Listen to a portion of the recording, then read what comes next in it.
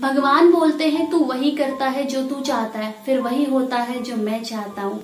इसलिए तू वही कर जो मैं चाहता हूँ, फिर वही होगा जो तू चाहता है।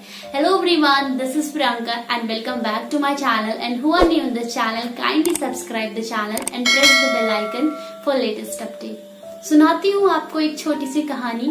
कहानी है भगवान श्री कृष्ण और धनुर्धारी अर्जुन की।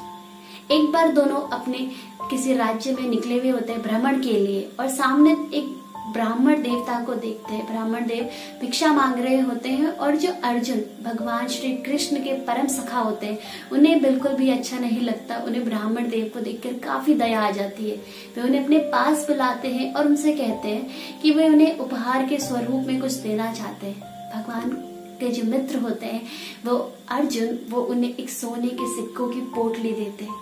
पंडित जी उस सिक्कों की पोटली लेकर भगवान को प्रणाम कर कर और अर्जुन को भी धन्यवाद देकर वहां से वापस लौट रहे होते हैं और रास्ते में काफी खुश होते हैं कि अब तो उनके जिंदगी में खुशियां ही खुशियां आएंगी, उन्हें किसी के आगे भिक्षा नहीं मांगनी पड़ेगी, सब कुछ पे अच्छा हो जाएगा।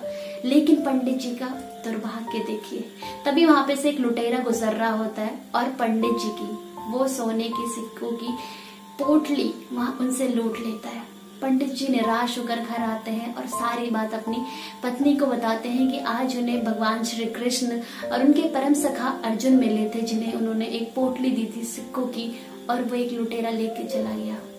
ऐसे फिर वो अगले दिन फिर भिक्षा मांगने जा रहे होते हैं और भगवान कृष्ण और अर्जुन फिर उन्हें दिखते हैं। अर्जुन फिर से सोचने लग जाते हैं कि कल ही तो मैंने इन्हें एक सोने के सिक्कों की पोटली दी थी और आज ये फिर से भिक्षा मांग रहे हैं। वो पंडित को अपने पास बुलाते हैं और पंडित जी से पूछते हैं कि कल ही तो महाराज मैंने आपको सोने के सिक्कों की पोटली दी थी और आज आप फिर से भिक्षा मांग रहे हैं। पंडित जी निराश होकर उन्हें सारी कहानी बता देते हैं लुटेरे की, क्या हुआ था। तो इस बात पर अर्जुन और दुखी हो जाते हैं और उनसे कहते हैं कि मैं आपको एक ऐसा बेशकीमती मोती दूंगा जिसकी कोई कीमत नहीं आकी जा सकती है। तो अर्जुन उनको एक कीमती मोती देते हैं। भगवान फिर देख रहे होते हैं, वो कुछ नहीं कहते और इस बात पर जो महाराज होते हैं, पंडित जी होते हैं, वो फिर से अर्जुन का धन्यवाद करते हैं और वहां से चले जाते हैं। अब घर आकर वो सबसे पहले यही देखते हैं कि उस मोती को, उस बेशकीमती मोती को कहाँ छुपाया जाए जहाँ ना तो कोई लुटेरा लूट सके ना कोई चोर चोरी कर सके। वो जाते हैं और घर में अपनी झोपड़ी में ऐसा एक जगह देखते हैं। उन्हें उनका घर का पुराना घड़ा मिलता है। उस घड़े में वो मोती रख देते हैं और थक हार करके विश्राम कर देते हैं। लेकिन पंडित जी का दुर्भाग्य देखिए, उनकी जो पत्नी होती है वो उस समय वहां पनघट पर गई होती है, पानी पर भरने गई होती है, नदी पर गई होती है पानी लेने के लिए और गलती से उनका घड़ा फूट जाता है। वो घर आती हैं और उन्हें एकदम से याद आता है कि उनके पास एक पुराना घड़ा था।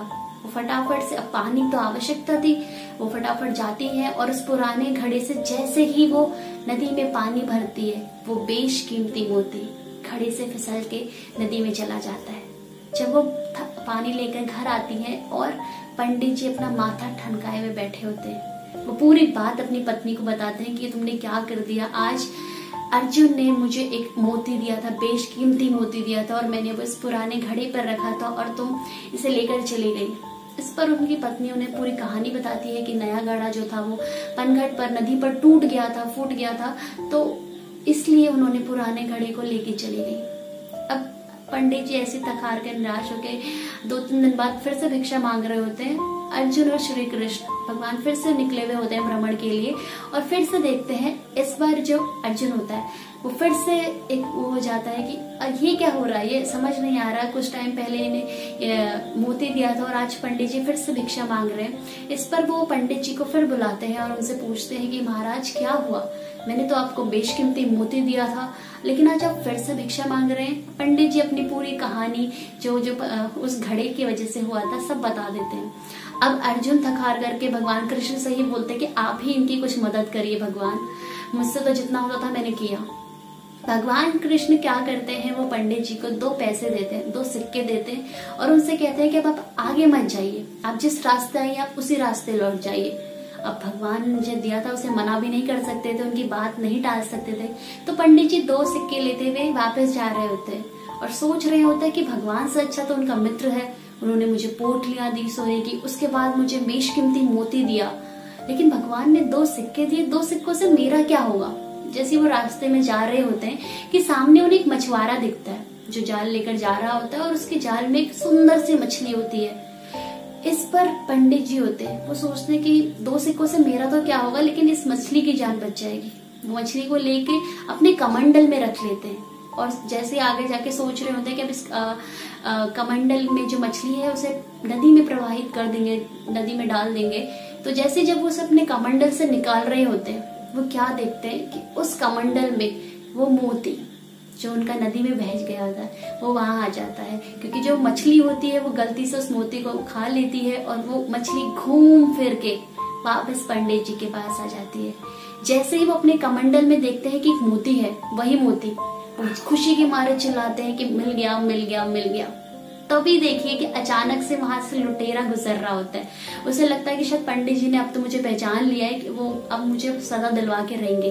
वो फटाफट से पंडित जी के पास आता है, उनके चरणों पे गिर के उनसे कहता है कि माफ कर दीजिए, आप लीजिए अपनी सोने की पोटली, आपके सिक्कों की पोटली लीजिए, लेकिन मुझे सजा मत दिलवाइए। ये सब देखकर जो अर्जुन और कृष्ण होते हैं, अब अर्जुन भगवान श्री कृष्ण से बोलते हैं कि ये कैसे हो गया अचानक, मैंने उस इंसान की इतनी मदद करी। अब देखिए पंडित जी के पास वो मोती भी था, वो सोने के सिक्कों की पोटली भी थी, सब कुछ एकदम से पलट गया। तो इसी बात पर जो अर्जुन होते हैं वो भगवान श्री कृष्ण से बोलते हैं कि ऐसा कैसे हो गया, मैंने तो इतनी मदद करी थी लेकिन फिर भी कुछ नहीं हुआ। इस पर कृष्ण जो कहते हैं वो कहते हैं जब तुमने इसे मोती दिया था, जब तुमने सोने के सिक्कों की पोटली दी थी, तब ये व्यक्ति अपने बारे में सोच रहा था, अपने स्वार्थ का सोच रहा था। लेकिन जैसे ही मैंने इसे 2 सिक्के दिए, इसने अपना ना सोच के किसी और के लिए सोचना शुरू कर दिया कि उन 2 सिक्कों से इसका क्या होगा, किसी और के लिए करना। तो वहीं से पूरी कहानी पलट गई, क्योंकि सारा खेल हमारे कर्मों का होता है, हमारी सोच का होता है। हम अच्छे काम करेंगे, हमारे कर्म अच्छे होंगे तो हमारे पास वो अच्छा वापस लौट कर आएगा। आपने सुना होगा और आपने शायद देखा भी होगा कि बड़े बड़े हादसे और बड़े बड़े संकट कुछ मिनटों की, कुछ सेकंड्स की देरी से टल जाते हैं। ये सिर्फ हमारे कर्मों का फल होता है। तो हमेशा आप अच्छे कर्म करिए। एक छोटी सी कहानी हमें जिंदगी में बहुत बड़ी सीख देके जाती है कि हमेशा आप अपने कर्म अच्छे करिए और हमेशा आप दूसरों की मदद करिए, क्योंकि निस्वार्थ करी हुई मदद हमेशा आपके पास वापस लौटकर कब किस रूप में आ जाए ये आपको भी नहीं पता चलेगी। पैसे कमाना तो आसान होता है, लेकिन दुआएं कमाना बहुत मुश्किल होता है, क्योंकि कभी कभी हमारे पास समय ऐसा होता है कि हमारे पास सब पैसा होता है, सब कुछ होता है, लेकिन फिर भी हमें वो खुशियां नहीं हो पाती है, हमारे साथ कुछ हादसा हो जाता है। लेकिन अगर हमारे साथ दुआएं हो तो बहुत सारी चीजें और बहुत हादसे और बहुत सब चीजें भी टल सकती हैं। तो उम्मीद करती हूँ ये छोटी सी कहानी आपको पसंद आई होगी और कमेंट सेक्शन में जरूर बताइए कि आपको कहानी कैसी लगी, और जरूर किसी न किसी की बिना स्वार्थ के मदद करिए। तो हर मंडे सुनिए एक नई स्टोरी मेरे चैनल पर, मेरे यूट्यूब पेज पर।